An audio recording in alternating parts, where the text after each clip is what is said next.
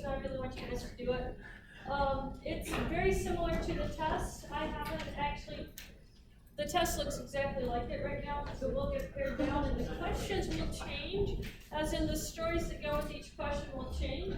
What you will have on each test is going to be a couple of binomial distributions, a couple of geometric distributions, a couple of normal distributions, a couple of Poisson distributions. So you're going to have some questions dealing with each one of them. We've only covered just those 4 of them, so that's all there is to really study. You have the binomial, geometric, Poisson, and then the normal distributions. The only one that I tell you what it is the normal distribution. So I will have to tell you it's normal for you to know that it's a normal distribution or approximately normal. All the others you have to identify. How do you tell what's the difference between a binomial distribution and a geometric distribution? A fixed number of trials. A binomial and geometric are the same except for the fixed number of trials. Each of them has to have just 2 outcomes, a success or a failure. However, those outcomes are determined in the problem. What is the mean for a binomial distribution? 1. That's a standard normal distribution. N times P. Number of outcomes, number of trials times your probability of success. N times P is your mean for a binomial distribution. What is the standard deviation for a binomial distribution? Square root of NPQ. You are going to have to be able to calculate both of those values on the test. So know those 2 formulas. What was the second one? I'm going to write them down.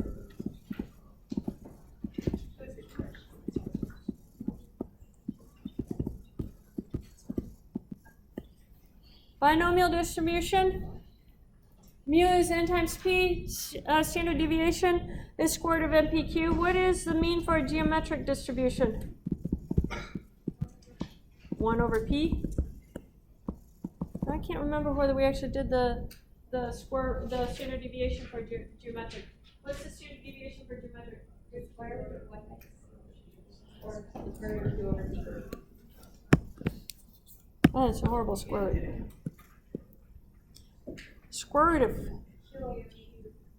1 minus p over p, yes. Yes. And Poisson. What is the mean for the Poisson distribution? It's the average number of successes, lambda. What was the standard deviation for the Poisson distribution? Lambda. Is it lambda squared or lambda? Pretty sure it's lambda. I can't remember that. I don't remember doing it on homework. What'd you say? Square root of lambda. Yes. That tells you which one's on the test. Anyone who's paying attention. The normal, there are no calculations that you do. The mean is always given in the problem. And the standard deviation is given in the problem. There is no calculations for the mean and standard deviation that you are going to do for your normal distributions. Those are the distributions that you have. You'll notice when you're reading, if you read the first question here, I want to point out the directions on it. It says, it gives you the story, and then it comes down here, it says what probability distribution is this. All of the questions are going to ask you that. So you have to identify the probability distribution that goes with that question. That's actually the most important thing for you to be able to do on this test. You're going to have the most number of points from doing that. So make sure that you can identify correctly what the distribution is. So if you look at this first one, inability to get along with others is a reason cited in 17% of worker firings. Concerned about her company's working conditions, the personnel manager at Boston Finance Company plans to investigate the 5 employee firings that occurred over the past year. What distribution is that? Binomial. Why is it a binomial distribution? fixed number of trials, and the outcomes are either getting fired or not getting fired. So there's only two outcomes. So this one is binomial. Another cue for you being a binomial is that I gave you something as a percent. Typically, when I give you a percentage, that is a binomial. However, I can also give you a percentage in a normal distribution, but I have to tell you it's a normal distribution. You can also get a percentage in a geometric, but I ask you for the first success. What trial does the first success occur on? So you're looking for that phrase, a first success on it. This one's binomial. Now look at part B. It says, assuming that the 17% rate applies, find the probability that among those 5 employees, the number fired because of inability to get along with others is at least 4. This is the important part right here. Represent this question using the appropriate probability distribution. What I want you to do is to be able to write it in this notation. So x at least 4 means x is greater than or equal to 4. I want you to be able to get to that part on that problem.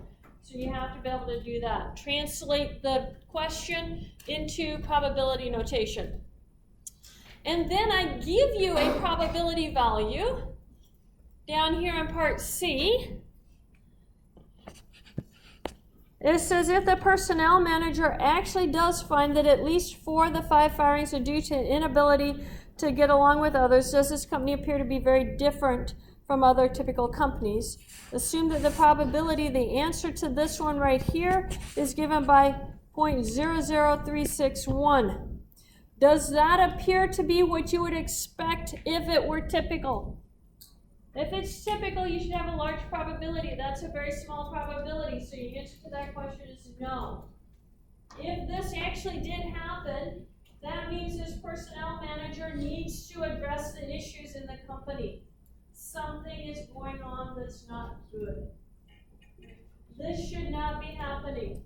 You should have a much higher probability than this for it to be typical. So the answer to this one is no, it is not typical.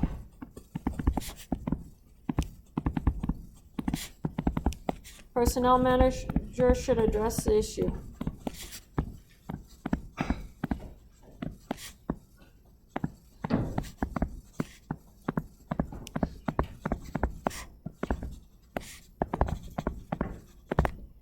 Question? Do we need to write that the personnel manager would address the issue? Well, yes, because you are answering the question of what should happen. The personnel manager is using this information. If you're in the place of the personnel manager, what should you do? There is that. So you get the right ones fired, right? Yeah, maybe it's the personnel manager that's causing the problem too. I don't know. Yeah. It says, is it typical that it says why or why not? No, it would be Because it's such a small problem. Okay. Yep.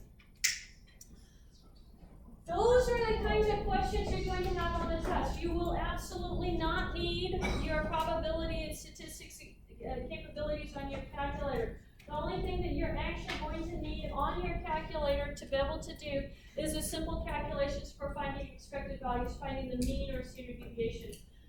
How do you find an expected value, guys? Expected value is a mean, right? It equals the mean of the distribution they give you. Typically, it's a binomial distribution when they talk about expected values, but it does not have to always be a binomial distribution. Okay, the rest of this test, I'm not going to actually go through all of those questions, but I'm going to tell you on the test, there are some places that I'm going to ask you to find the mean for the distribution. That's going to be either geometric or a binomial distribution. I will ask you to find the lambda for the Poisson distribution because you have to find that to be able to calculate the probability. But I will not ask it for you at calling it a mean.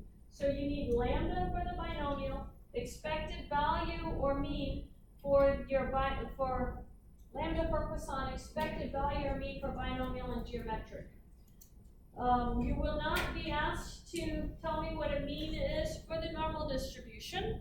The normal distribution, I'm going to be asking you to draw the normal curve and shade the appropriate areas for the probabilities that we're talking about. I'm going to ask you to identify whether you would use a normal distribution or an inverse normal distribution.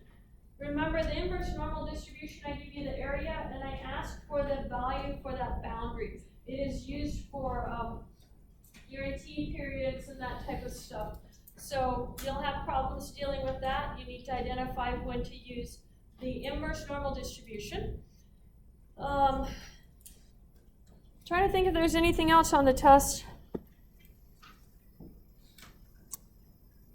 Oh, how do you tell if something is a Poisson distribution, guys? It's over an interval of some sort. Look for intervals. So tell me about this one right here. Currently, an average of 7 residents of the village of Westport die each year. What distribution is that? Poisson, how did you know? Each year. You have an interval of a year. Notice then, I ask what is the probability, what probability distribution that is. You're going to say Poisson. Find the mean number of deaths per day. In other words, find lambda.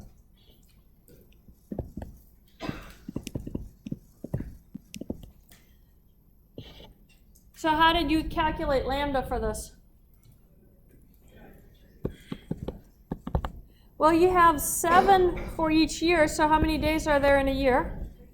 365. So 7 over 365 would give you the mean number of deaths per day. What if I had wanted the mean number of deaths per month? What would you divide by? Divide by 12. Or the mean number of deaths per week, divided by 52. Question? Is that as deep of an answer you want? Yeah, I don't want decimals or anything. Okay. Yeah.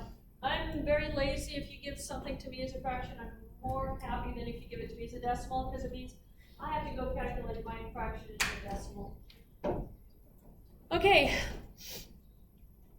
Part C says, find the probability that on a given day there are no deaths. Represent this using the correct statement. So what goes in here? X equals to 0. Yep. Probability X equals to 0. How about part D? Find the probability that on a given day there is 1 death. X equals to 1. And then that there is more than 1 death. Greater than or equal to 1. Assuming that the probability of more than 1 death on a single day is this very small number, should Westport have a contingency plan to handle more than 1 death per day? No, it's such a rare event that it doesn't need to be planned for.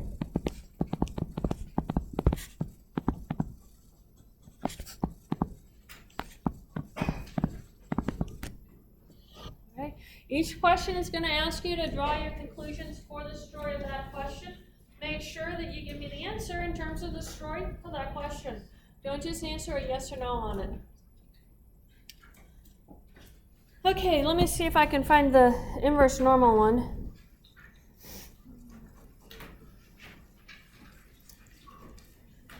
Okay, this one, number 4, this is a binomial distribution, but I'm asking you for the mean and standard deviation for this one. So make sure you use your mean and standard deviation formulas for that one. And let's see.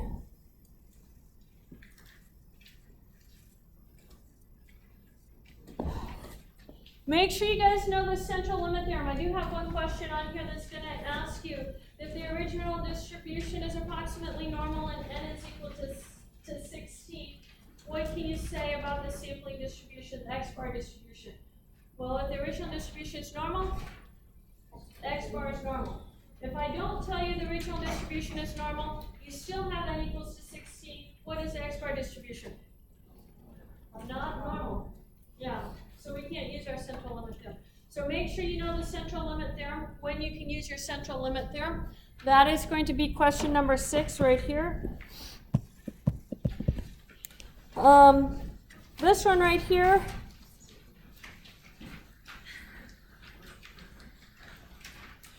is also the central limit theorem. Number 7.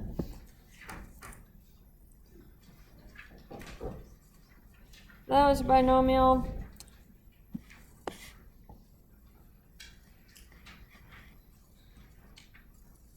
Okay, so right here, it says a Providence Health Maintenance Organization wants to establish a criterion for recommending dietary changes if cholesterol levels are in the top 3%.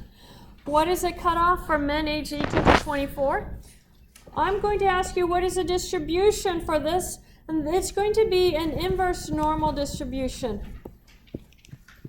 Because they're asking you for the cutoff for a criterion that gives you the top 3%. In other words, if you sketch the normal distribution, the top 3% is right here, and they are asking you for that value right there, the boundary for it. So that's an inverse normal distribution. That's what you're going to give me on that one. And then draw the standard normal curve representing it, label the appropriate areas, just like I did right there. You're going to have one like that. Here again, you'll have another one down here. Again, they want the tallest 10% of men to be in this club, Beanstalk Club. So tallest 10% means you're looking up here. This is 10, and you're looking for that Z value down there. Inverse normal distribution again.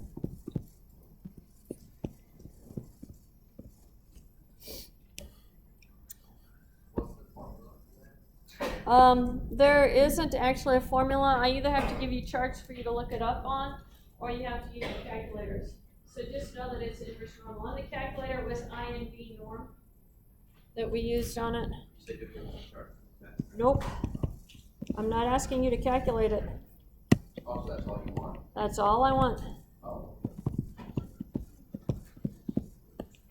That was a function you used, and it had the area, and then the mean and the standard deviation was what we plugged it in. But I'm not expecting everybody to have that graphing calculator, so you're doing everything except the actual plug it into the calculator. Okay. Yep. Okay. Same one with this one. This is an inverse normal on number 12, also is an inverse normal distribution. Number 13, on average, 2 tornadoes hit major U.S. metropolitan areas every year. What probability of at least 2 tornadoes occur in major U.S. metropolitan areas next month? Assume that there are 12 months in a year. So what distribution is this? Poisson. It's over a time period. Let's look at the next one, number 14. On the leeward side of the island of Oahu, in the small village of Nanakuli, about 80% of the residents are of Hawaiian ancestry. Let n equals 1, 2, 3 represent the number of people you must meet until you encounter the first person of Hawaiian ancestry. What distribution is that? Geometric. First success, that's the term you're looking for. And then number 15, which of the following represent the probability of at least 4 successes out of 6 trials? And there's more than one correct answer on it. Circle all that apply on this one. You can have one similar to this. I'm going to change the numbers on it. But it's just making sure that we understand what our notation means. That is the test. Of course, it's going to be a lot shorter. You're going to have a couple of each kind of question on the test, a couple binomial, a couple geometric, a couple Poisson, a couple normal distributions on the test. Make sure that you know the basic formulas for the mean and standard deviation for the geometric and for the binomial distributions. Be able to find the average lambda value for your Poisson distribution so that you can set up the problems correctly. The rest of it is just identifying what the probability formula would look like that you're writing down for the question. Is there another extra credit? There is an extra credit on this one. I thought it was on the review. Maybe not. It is to defend the belief in 1 or 2 or 3 sentences, very short amount of sentences. Defend the belief of the state of the dead for Seventh-day Adventists. What? State of the dead. Defend the belief of the state of the dead for Seventh-day Adventists. How many sentences? No more than 3 sentences. So, 5%.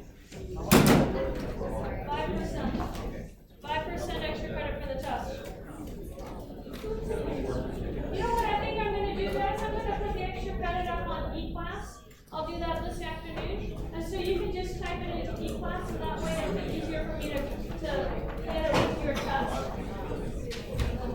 Okay, we are done today. If you have questions on anything, let me know.